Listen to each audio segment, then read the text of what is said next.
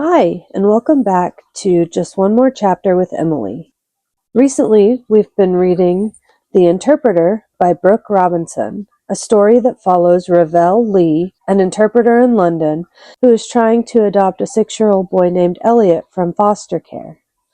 It follows her journey as she works through the system and also continues her interpreter work.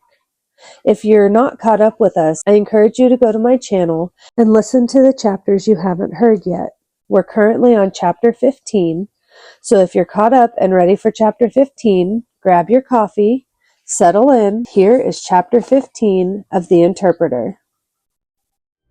On Monday morning, I do not check the Exia app for available assignments. Today, I can't bear to do any in-person jobs. After last Friday, I don't want to go near a police station for a while. It feels like returning to the scene of a crime.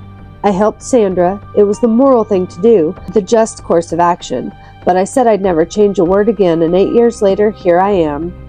It's good that I feel guilty. It means that my promise to myself was sincere, and I really did believe that I would go the rest of my career without another error. I made the right choice last week, but I still have to live with the consequences. Elliot and I kept to ourselves all weekend. Yesterday we went to the cinema during a quiet session, and on Saturday checked out an exhibition at the British Library first thing in the morning. I avoided the headlines. I did not look at any news websites. I don't want to think about Sandra's murder and Adam Birch while I'm waiting to hear from family court. Today I can't afford not to work at all, so instead of in-person interpreting, I connect to the telephone interpreting service and work from home. Lydia could call at any moment regarding the judge's decision. I don't want to be in the middle of interpreting a court hearing when the phone vibrates with the news that Elliot will be taken from me. The first client on Language Line is a Spanish-speaking man trying to book an NHS appointment for his father in palliative care. Then a Portuguese woman calls to negotiate with her insurance company about her house, which has just burnt down.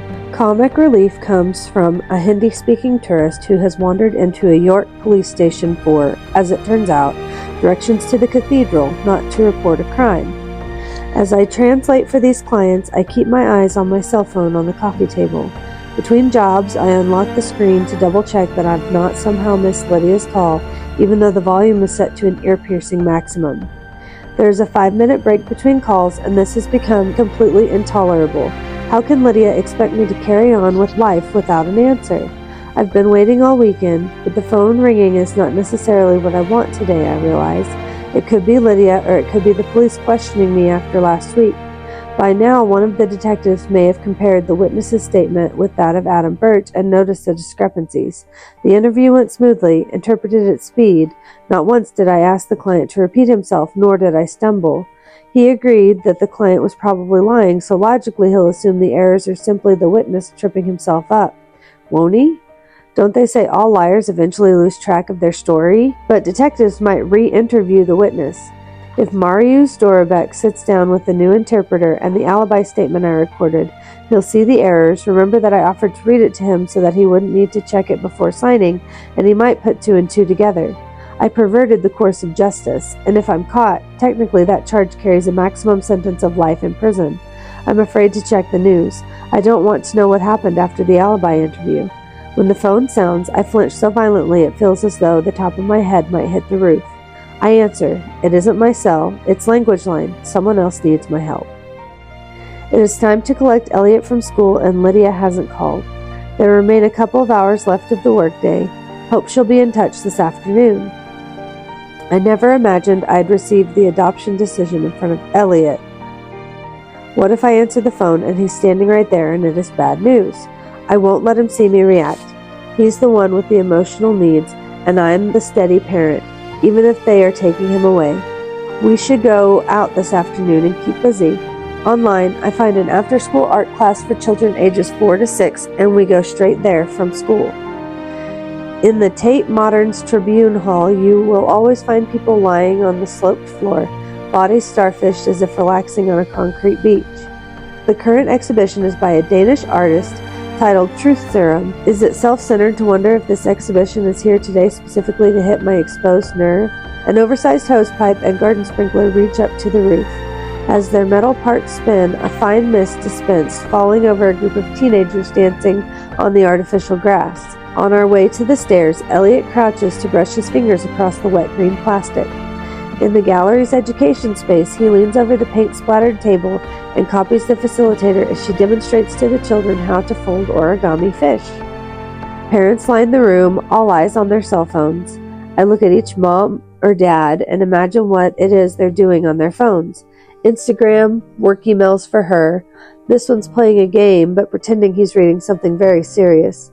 None of them are waiting to hear if their child is about to be taken away or bracing for a phone call to say they could be off to prison. 10 minutes before the end of art class, my phone rings. I leap outside into the corridor and watch Elliot through the glass. Ravel, afternoon. It's Lydia. So look, the judge was quite furious with you on Friday. I don't know what happened. You say you received some kind of second court notice about a change of location. Yes. I told you. I stop speaking when I remember that I am no longer in possession of the letter. If I labor the point again, Lydia may ask to see it, and then where will I be? Given that adoptive parents aren't required to attend the hearing, the judge decided to proceed with the adoption order. Proceed to what? That's it, Ravel. It's done. He's yours. Invisible fists pummel against my chest. But they appealed. They failed, Lydia said. Birth families hardly ever win. It's cruel to give them hope, I suppose. Adoption is a last resort, so for a case to have gone that far, there's almost always more than enough evidence to show the child should not be with the birth family. So, that's it. Look out for the paperwork in the mail. Contact the family court if you're having trouble with that. You're done. No more visits from me. We speak for another 5 minutes, but I'm in a dreamlike state, not really talking to her. It's done. Elliot is irrevocably my son. Lydia and social services and the family court are out of our life forever. I hang up and walk slowly back into the art room and place my hand on Elliot's shoulder, hesitant as though he might not be real, and if I touch too firmly, he might break. Elliot is mine. The class ends and we head to McDonald's, Elliot's choice. It is bursting with teenagers and young families. Men with concrete on their boots eat swiftly on stools by the window. Elliot's purple origami fish sits on our table between cheeseburgers and 2 strawberry thick shakes. So remember I told you that the family court, was going to make a decision about where it is best for you to live? I ask. Yeah. He senses this is serious and has stopped shoving fries into his mouth. Well, the judge did decide that it's best for you to stay with me, and you and I can be family now, forever. What about Lydia? Lydia agrees with the judge. She thinks you and I should be together too. She's finished helping us now, so that's it. We won't see her again. Okay. His cheeks hollow as he sucks on his straw. Does that sound good to you? I think so. He wipes his mouth. Nothing is going to change. Not really. You know I was your foster mom already, so it just means now that I'm your forever mom. No more speaking with Lydia or any of those other adults, and you won't have to move schools all the time. That's it, really. Just you and me. Okay, that's good. I study him for signs of longing for his birth parents, wishing it was one of them in this greasy booth instead of me. Don't do that, I tell myself. Enjoy this moment. We made it. Elliot is playing with his origami fish, and everything feels incredibly anticlimactic after all this time. But what did I expect? He's 6. He's been in care, passed around between adults since he was 4 years old. Of course this doesn't mean to him what it does to me. I think he's happy. He'll be happy from now on, I'll make sure of it. I ask a man in the next booth to take a photo of us. McDonald's isn't my ideal venue for this moment, but the important thing is we're together. Thank you, I tell the stranger as he passes back my phone. I show Elliot the photo. What do you think? Should we get this printed and put it on our fridge? I'll see it and want McDonald's all the time. I might have to Photoshop out the fries, swap them for apples or something. What do you think? Maybe broccoli? He makes a face and laughs. When he finishes eating, Elliot's attention goes to the street outside, to a man sitting on the ground by the entrance, his empty coffee cup asking for coins. Through the window, I see the man's hair and coat are wet. He must have been caught in the storm earlier this afternoon. Doesn't that man have a home? Elliot asks. No, I don't think he does right now. Why? It could be lots of reasons. Something's gone wrong in his life recently, and he may not have enough friends or family in London who can help him. Like me? No, not like you. Why would you say that? Now he is shy and his chin is skimming the table. I don't know, he says. Do you understand what I was saying before? That I've adopted you? I'm your mom. We're family. Nothing can change that now. Okay. I lunge across the table and pull him into a hug. You're never going to be homeless, okay? You don't have to worry. My face is hot, and I can feel the back of my eyes sting with tears. I've got to keep it together. I look through my purse, crossing my fingers for something, anything. Ah, I have a $5. I hand it to Elliot. Why don't you go outside and give this to the homeless man? Put it in his cup and come straight back. Elliot jumps down from the booth and pushes his way to the exit. Through the window, I watch him swash the note into the cup before he turns and runs away. Good job, I say, as he sits back down across the table from me. What do you want to do now? Do you have room for apple pie or something else? Yeah, I thought so. Elliot wants to buy it himself, so I give him my card and watch him stand in line and approach the counter. As he gives our order, the girl behind the register looks over and I wave to say it's okay. 2 policewomen stroll into the shop, chatting, and join the line. It feels like a slap, a warning not to relax. I could still get caught. I scramble for my phone, no new calls or messages. It's now outside of business hours, but the police could contact me at any time with questions. I told Elliot we'll always be each other's family, but if they catch me, it's possible that I'll get a custodial sentence. And then what will happen to Elliot? Through the McDonald's window, my eyes stray to the homeless man, and I think about the statistics I've read concerning children in the care system finding themselves in the justice system, how an unstable childhood so easily leads to a lifetime of chaos and uncertainty. I'm a single parent. Elliot only has me. I can't take any more risks. He comes back to the table with our desserts and we eat. You did very well there, I say. I'm calculating how long it will take me to get his adoption certificate and then his passport, when we can flee to a country without UK extradition where, if they catch me, it doesn't matter because they cannot split us up. Is this the guilt showing itself? Yes, that's all it is. I made one mistake. Now 2. I was never caught for the first one 8 years ago. Why would I assume that I'll be found out this time? It will be okay, I tell myself. I can't let the remorse from all those years ago gnaw at me now. Elliot is playing with his origami fish when I summon the nerve to search for Adam Birch on my phone. Police have arrested a man for the murder of domestic worker Sandra Ramos. Adam Birch, of no fixed abode. Arrested. The news story was published on Saturday. Not in questioning for, not held on suspicion. They got him. What? Elliot says. I look up from the screen and see he is grinning close to my face. Nothing. You're smiling. I'm just happy. You're smiling too. I poke a finger into his ice cream and lick. Hey! I read through the end of the news article. Police are alleging Adam Birch broke into the Knightsbridge home intending to rob the heiress when he encountered Sandra. They struggled and he pushed her down the stairs, killing her. This isn't the first time he's committed robbery and breaking and entering. He has a previous conviction record from over 20 years ago, a crime which also took place in the Knightsbridge area. I rest my phone on the table and let the news settle. I knew that Polish witness was lying. I wedge both hands under my knees to keep them under control. I suddenly have too much energy. When it goes to trial, Sandra's killer won't have an alibi, and unlike the heiress and countless other cases I've worked on, he will not be acquitted. No one will know that it is thanks to me. Later at home, when Elliot has gone to bed, I watch the BBC News and Channel 4 and ITV and Sky and every channel I can find because it isn't enough to see that Adam Birch was arrested on one news program. I want to see it on them all. His mugshot shows a man with brown hair, stocky and disheveled, just as he appeared on CCTV. I am glad I found the courage in the police station, but I must not become smug and feel too pleased with myself because there is still Doreen.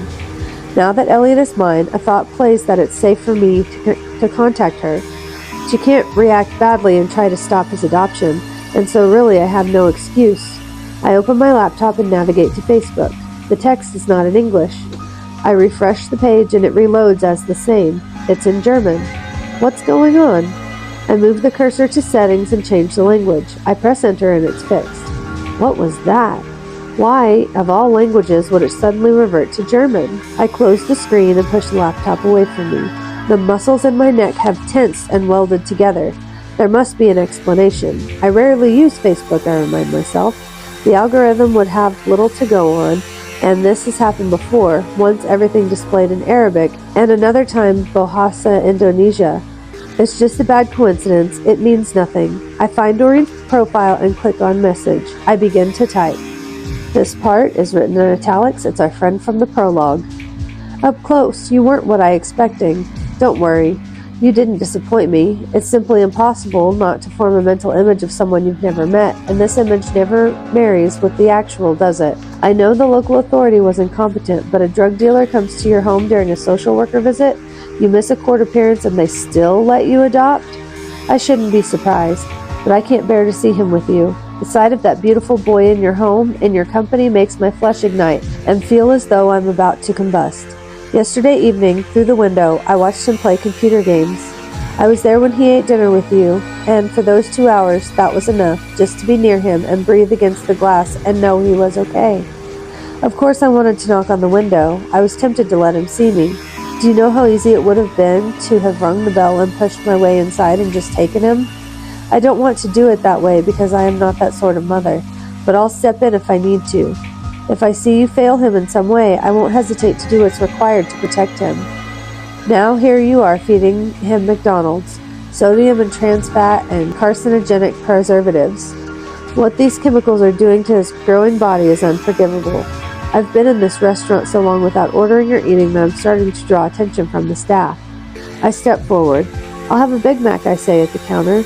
The young man asks a series of questions about meal deals and drinks, and I say fine to everything.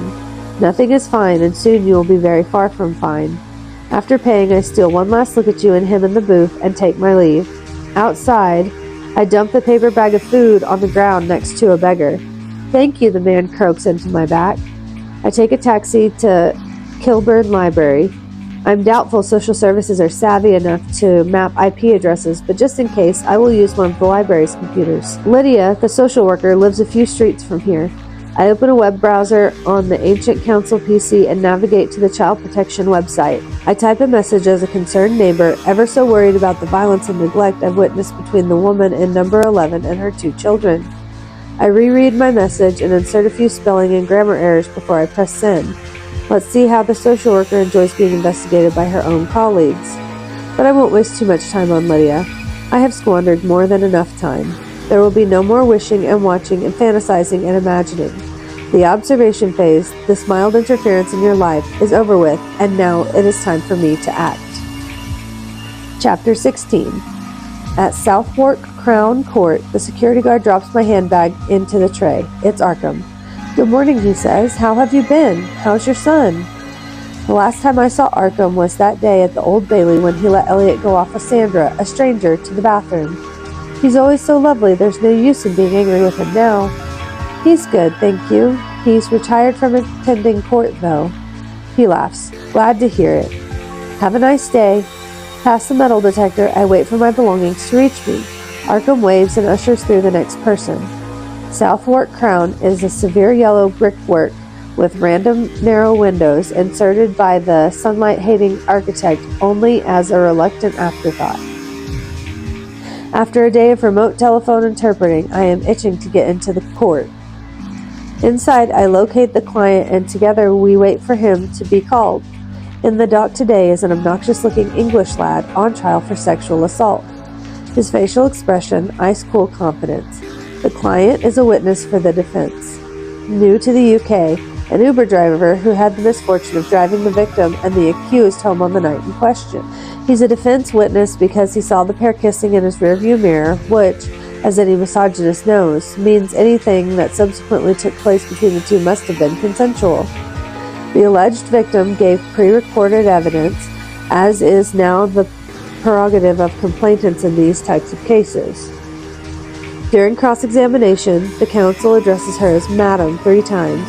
A solicitor once told me that defense teams do this in rape and sexual assault cases to give the jury the impression that the victim is worldly, strong, confident, womanly. Not a victim, not a girl, and never innocent. She is only 19. I swear by Almighty God that I will well and faithfully interpret and make true explanation of all such matters and things as shall be required of me according to the best of my skill and understanding, I say to the courtroom. Today I'm speaking Hindi. I learned it in India as a teenager when my mother was a visiting scholar at a university in Mumbai. Richard, I need to tell him about Elliot. I wince at the thought of how slack I've been towards him. I vow to make time to speak to him properly and let him meet Elliot, even briefly, on a video call. Please sit down, Madam Interpreter, the judge says.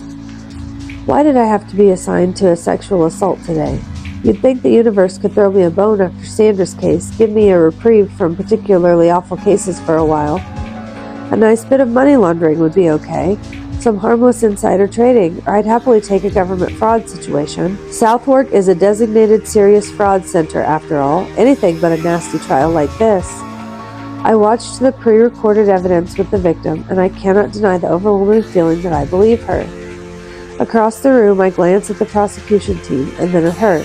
Victim. I hate that combination of letters. Such a full stop of a word. I think the English lad is guilty. Now a day of discussing insurance clauses and NHS bureaucracy on language line isn't looking so bad.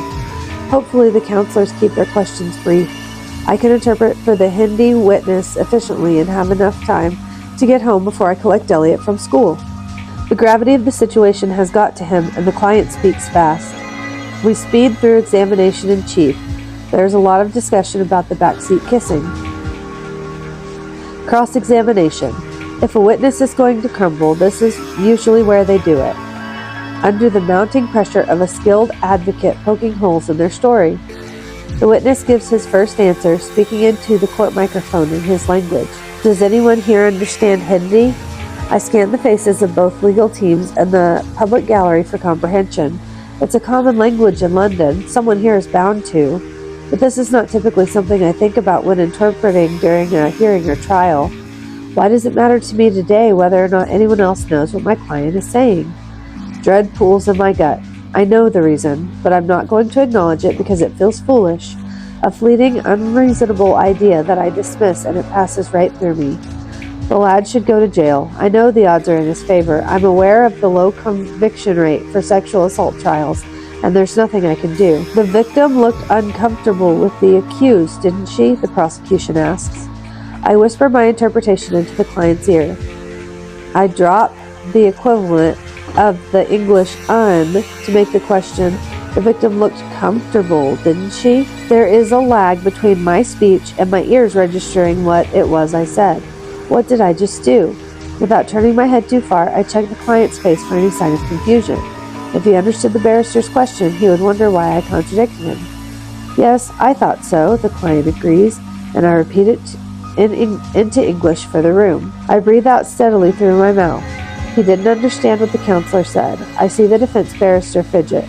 That wasn't the answer he was expecting. The answer the witness previously provided in his written statement. Why did I change that word? I wasn't immediately conscious that I was doing it. This cannot happen again. Sandra's case was different. That alibi statement was a one-off, and that was calculated. I thought through the procedure and identified a way I could make some small changes without being detected. But now, that word has slipped out as though I'm not in control. And that part that's worrying me the most, because it means that this is not like the alibi statement, but closer to the other error, that first time. I adjust my posture, picture a rod in my back. I will concentrate. I will stare at a brown smudge on the floor and block everything out except for the words, like a ballerina focusing on a spot on the wall as she spins and turns. I will not get dizzy. Words in, words out. All I have to do is repeat them. No mistakes will occur. Do you wear eyeglasses for driving? Spectacles? The next question comes from the prosecution. I whisper it into the client's ear in Hindi. Yes. I repeat it into English for the room. My eyes dart from juror to juror. In a jury trial, the 12 members of the public listen to witnesses and defendants, analyze the contents of their statements, and usually subconsciously assess the speaker's body language. They're supposed to be looking at the witness, but when the witness is not speaking English, I become the object of their scrutiny. I need to present as professional and reliable, otherwise the jury will think poorly of my client. But I am appearing nervous right now, shifting in my seat, and my gaze bouncing from one juror to the next. I must stop this. I'm potentially undermining the credibility of this witness, and I realize that is exactly what I want. I had to help Sandra. I needed to change that alibi statement because I met her. She knew my son. What about this victim here today? She's a stranger, so therefore she's nothing to me? I'll accept my place in the justice machine and do nothing for her? I'm Elliot's legal guardian, and there's nothing Lydia or anyone can do about it now. If I change the witness's words, and I'm discovered, what's likely to happen? Contempt of court would be difficult for anyone to prove, as who is to say that my mistakes weren't genuine? What's the evidence for anything other than my incompetence? Other interpreters make translation errors all the time. They don't go to jail. I'd lose my work, but not Elliot. They could catch me, but he'd still be mine. The next question comes. You didn't have your spectacles on last night, did you? I whisper this into my witness's ear as, you did have your spectacles on that night, didn't you? No one else in the room can hear my Hindi. They will not know how I chose to interpret the question. That is correct, the client says. I check his face again for signs of having understood the English. His expression is neutral. He doesn't know what I'm doing, and he has no idea what he's confessed to. It was dark, so you couldn't see properly what was going on in the back seat, could you? I let this question go. Say it correctly.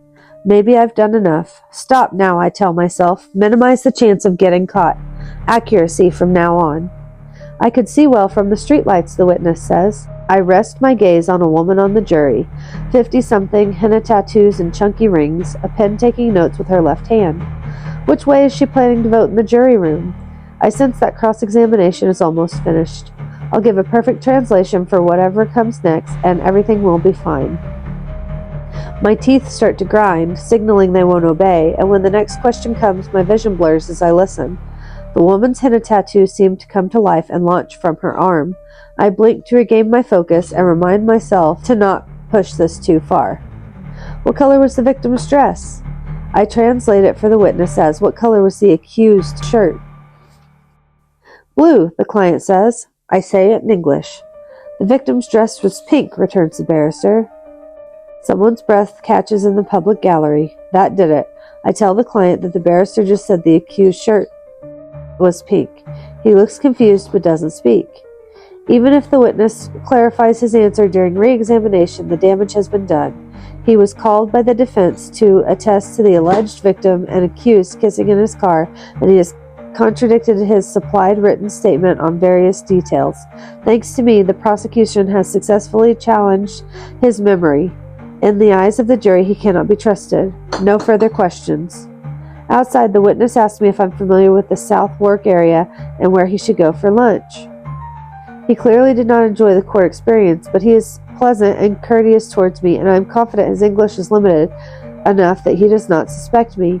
We wave goodbye, and instead of heading for the subway, I start to walk and cleanse myself in the autumn breeze. 3 days later, by a majority verdict of 11-1, the jury finds the lad guilty. I read the news on my phone while queuing in the post office, and almost gave a fist pump into the air. Would the prosecution have gotten there without me? Was it my words which pulled the jury over to our side? Well, 11 of them anyway. Whom couldn't we persuade? Hopefully not one of the women. I played my part. I ensured the lad was put away, and that's the right result. The just outcome. I know this because on Sunday morning, media reports that 3 other victims have come forward. We're over halfway through the book now, and so if you have any suggestions of what we should read next, I was thinking of doing a Frida McFadden book. Let me know what you think about that in the comments. Don't forget to like, subscribe, and hit that notification bell so you can follow along with Ravel and Elliot and see what all happens with our mysterious friend in italics. Thanks for being here. I appreciate you so much.